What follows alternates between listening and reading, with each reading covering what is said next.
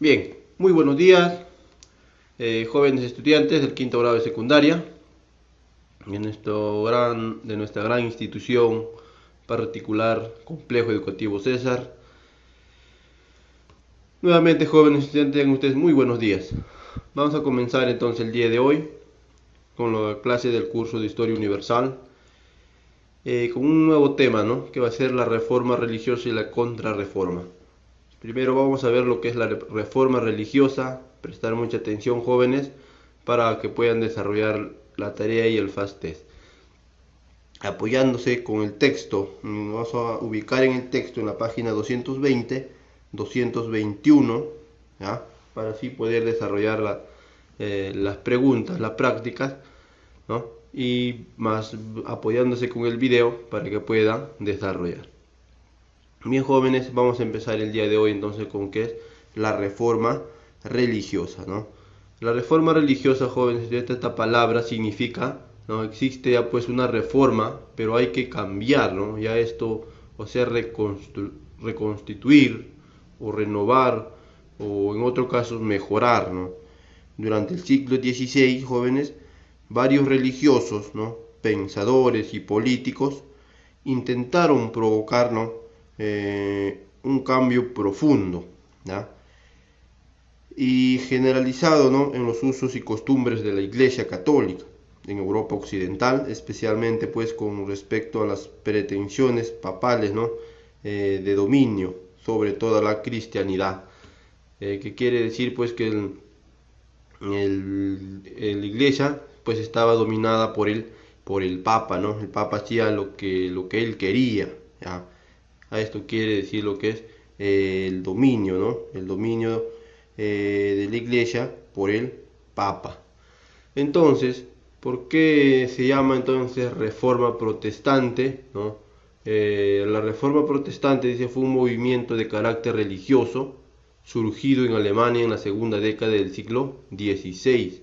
¿Ah? ¿Por qué se llama Reforma Protestante? Porque van a protestar contra la religión católica, ¿no? Contra la Iglesia Católica, ya jóvenes, pues esta reforma protestante, pues no estaban de acuerdo estos pensadores, estos políticos, el abuso que cometía la Iglesia Católica, ¿no? Y una de estas pues va a ser liderado por Martín Lutero, ¿no? Fue un movimiento religioso en contra del poder de la Iglesia Católica y el Papa.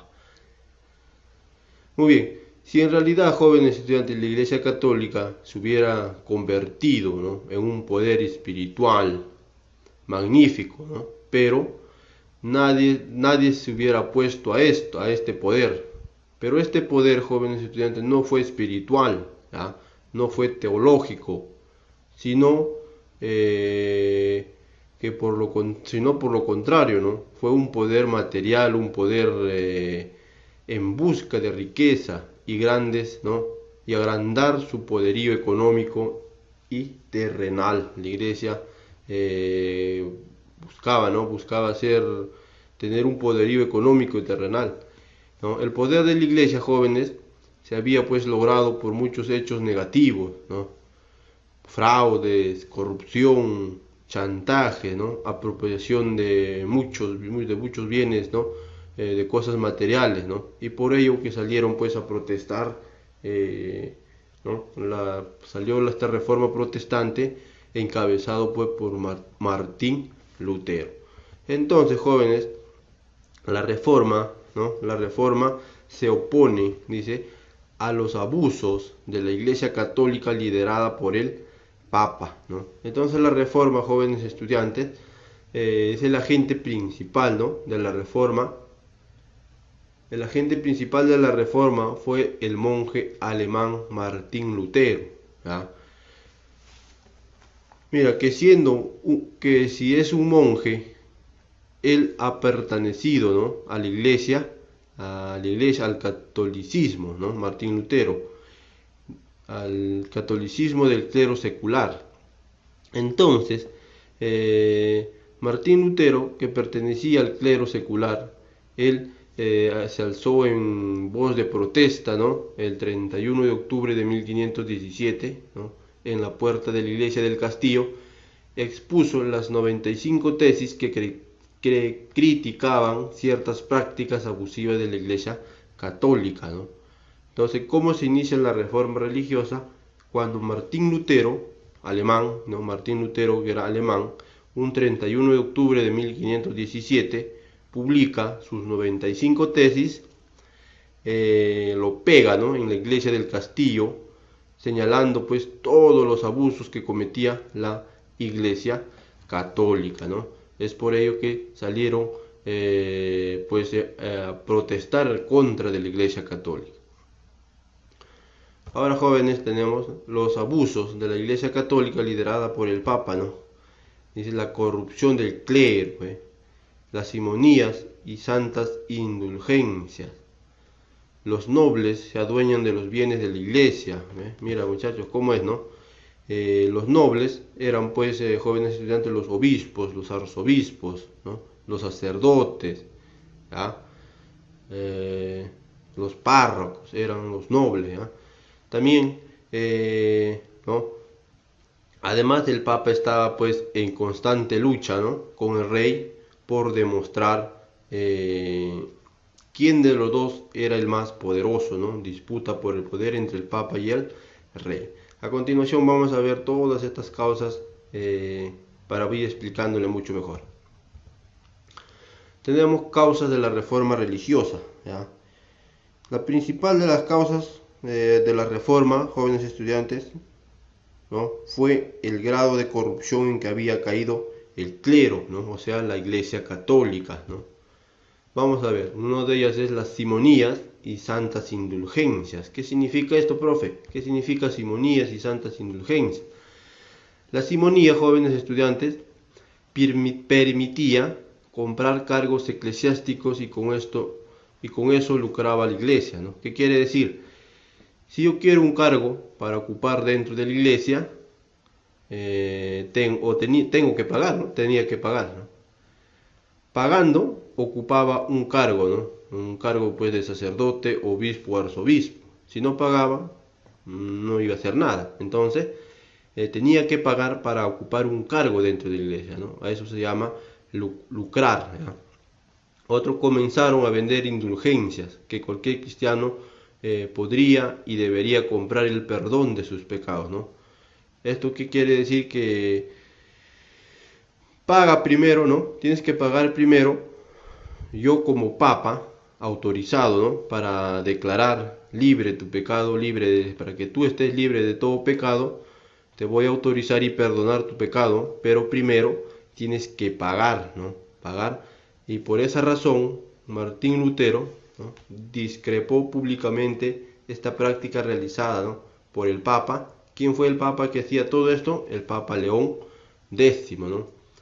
Pues él permitía, ¿no?, las simonías, ¿no?, permitía comprar cargos, ¿no? Comenzaba a vender las indulgencias, tenían que pagar para que te liberen de tus pecados, ¿no? Para que estés libre de todo pecado tenías que pagar. Ahora, jóvenes, también tenemos la pugna entre el Papa y el Rey, ¿ya? La Iglesia Católica poseía mucho poder político, ¿no? Lo que en aquella época no debía suceder, ¿no? La Iglesia no debe tener poder político, muchachos. Ellos tienen un poder ideológico, un poder espiritual, poder santificado, ¿no? Pero no se puede meter en lo político, ¿no? Y tampoco los políticos se pueden meter en lo que es en el poder ideológico, el poder espiritual, ¿no? Cada uno tiene que estar separado en esto, pero aquí en la Edad Media sí la Iglesia Católica se tomaba ese afán ¿no?, de poseer mucho poder político, ¿ya? Y esto pues lo que generó un descontento de la nobleza alemana con el poder político y la Iglesia Católica. La Iglesia se apropia de bienes, ¿ya? La Iglesia se apropia de bienes, ¿no?, de bienes materiales, ¿no? La Iglesia Católica inicialmente, muchachos, condenaba, ¿no?, la búsqueda de lucro, ¿no? Pero ella misma lo hacía, ¿no? Ellos decían, no tienen que lucrarse. ¿Por qué lucrarse? No se lucre. Los que se lucran, eso es un pecado, decía la Iglesia Católica. Pero ella misma lo hacía, juntando altas sumas de dinero, ¿no? Generalmente de los fieles, de los feligreses, y poseyendo pues tierras, generando enfrentamientos con la burguesía naciente, ¿no? La iglesia pues se apropiaba de tierras, pedía dinero a la gente, y eso es apropiación ilícita, ¿no, muchachos? De bienes. Es por eso que protestó Martín Lutero. También tenemos otra, la corrupción de la iglesia, ¿no? La corrupción de la iglesia.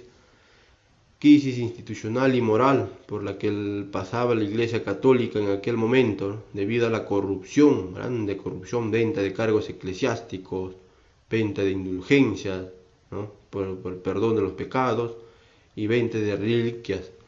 Todo era corrupción, muchachos. Todo esto eran las causas que encabezó, ¿no? Que fue encabezado la protesta, ¿no? Por Martín Lutero en Alemania. Ahora, chicos, vamos a ver lo que es precursores reformistas, ¿ya? Estos precursores reformistas, jóvenes estudiantes, a mediados del siglo XIII, ¿no? E inicios del siglo XIV, se habían pues extendido por Europa, ¿ya? Vamos a ver qué quiere decir precursores. Al haber precursores reformistas, jóvenes estudiantes, vamos a ver quiénes se anticiparon, ¿no? A Martín Lutero. Qué hombres ya pensaban en reclamar, en protestar, ¿no? Contra la Iglesia Católica. Los que se anticiparon pues fueron a Martín Lutero, pues fueron este señor, ¿no? Pedro Baldo. Pedro Baldo, ¿no? Hay que recordar que Pedro Baldo fue un francés, ¿ya? Él plantea pues también ideas de reformar la Iglesia Católica, ¿no? Todos los pobres que abrazaron las ideas de Pedro Baldo se le conoce como valdenses. Acá se ve, valdenses, ¿no? Igualmente conocido como Pierre de Vaux, fue un predicador itinerante francés, considerado como uno de los precursores de la Reforma Protestante. Impulsó el movimiento cristiano, ¿ah? De los pobres de Lyon, también conocido como valdenses, ¿no? Lo que acabo de decirle. Todos los pobres que abrazaron las ideas de Pedro Baldo se le conoce como valdenses, ¿no? Él planteaba ideas también de reformar la Iglesia Católica, que estaba en contra de la Iglesia Católica por los abusos que cometían. También tenemos a Jan Hus, o Jan Hus. Fue un teólogo y filósofo checo, ¿ya? Tenemos acá de la República Checa. Pedro Baldo, francés, otro checo, rector de la Universidad Carolina de Praga. Como reformador y predicador joven se le considera uno de los precursores de la Reforma Protestante. Sus seguidores son conocidos como husitas, ¿no? Y murió quemado pues en la hoguera tras ser condenado de herejía en el Concilio de Constanza.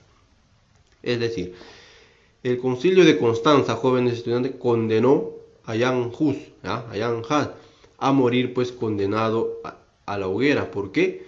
Porque pues ya se oponía, ¿no? A la Iglesia Católica, también estaba en contra de la Iglesia Católica, y es por ello que fue quemado en la hoguera, ¿no? Condenado a muerte en la hoguera.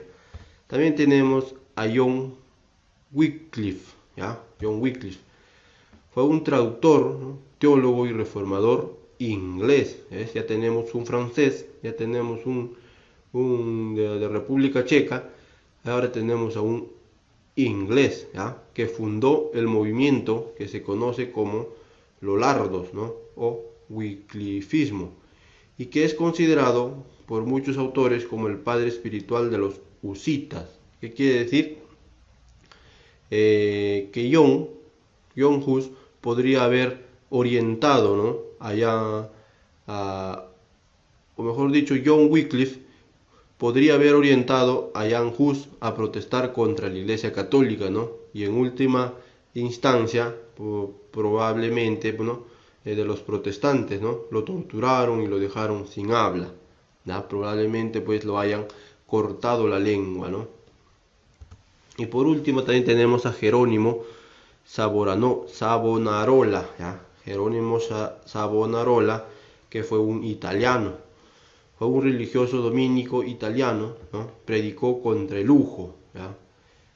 Pues estaba en contra del lujo de la Iglesia Católica, ¿no? El lujo de la depravación de los poderosos y la corrupción de la Iglesia Católica, ¿no? En la cual pues había venta de cargos eclesiásticos, venta de las indulgencias, ¿no?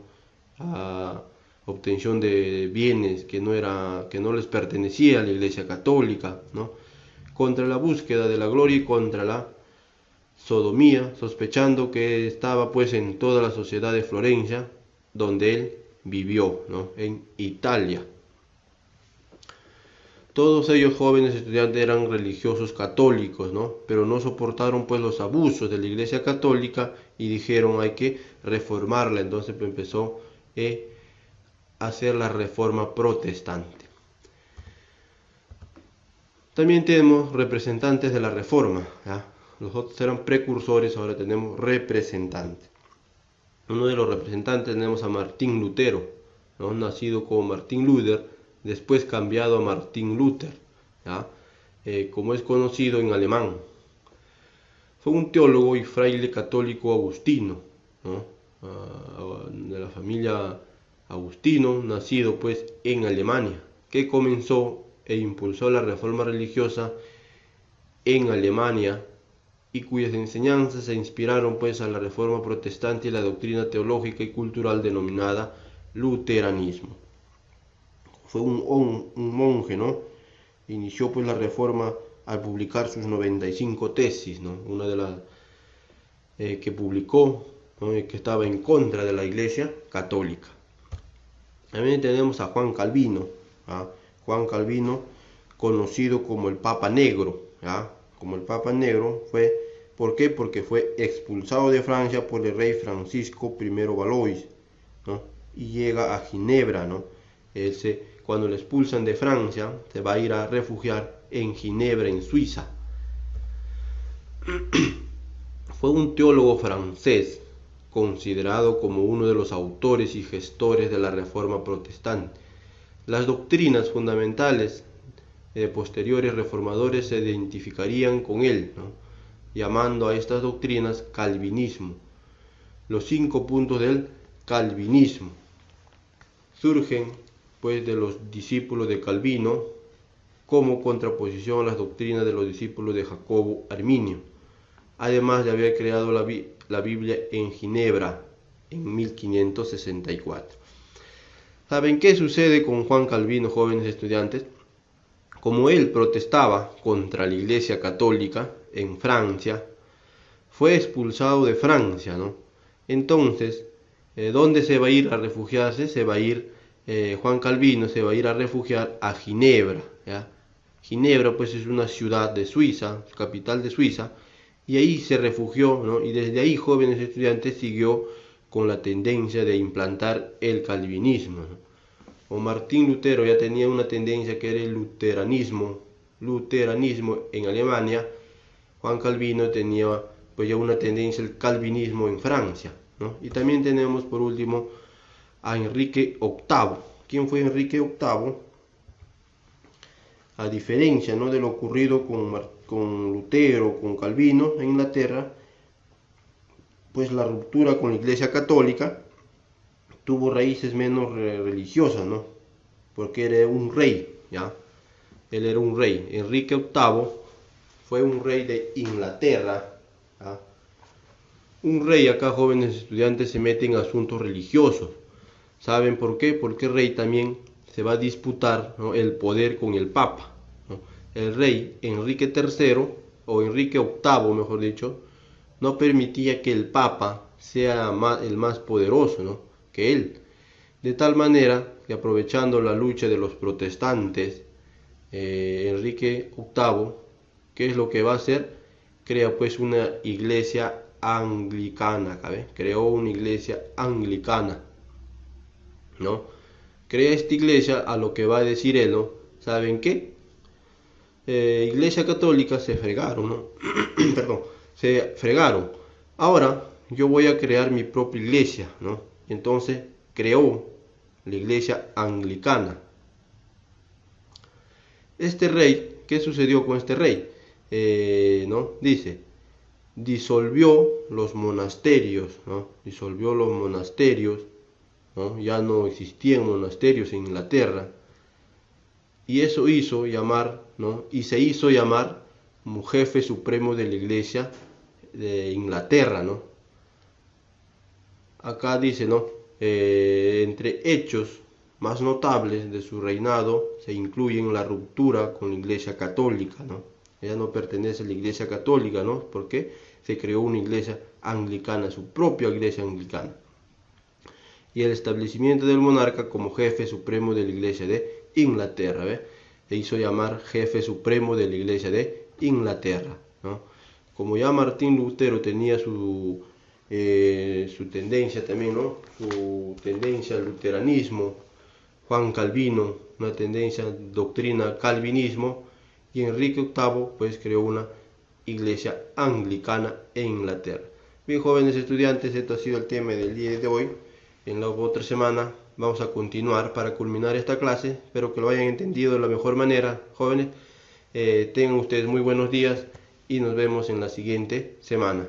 No olviden desarrollar la tarea que voy a enviar al WhatsApp y enviarme la foto para poder revisarlas. Bien, chicos, tengan ustedes muy buenos días y nos vemos en la siguiente semana. Chao, cuídense.